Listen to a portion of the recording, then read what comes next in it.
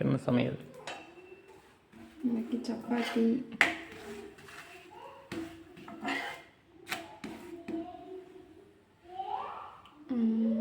வீட்டுக்கு வந்து ஸ்கூலுக்கு கொண்டு போகிறக்கு சப்பாத்திக்கு தக்காளி பஜ்ஜி அது கொஞ்சம் தான் மிச்சமாச்சு. அப்புறம் மட்டன் குழம்பு, சிக்கன் குழம்பு, மதியானத்துக்கு வந்து பருப்பு ரசம்.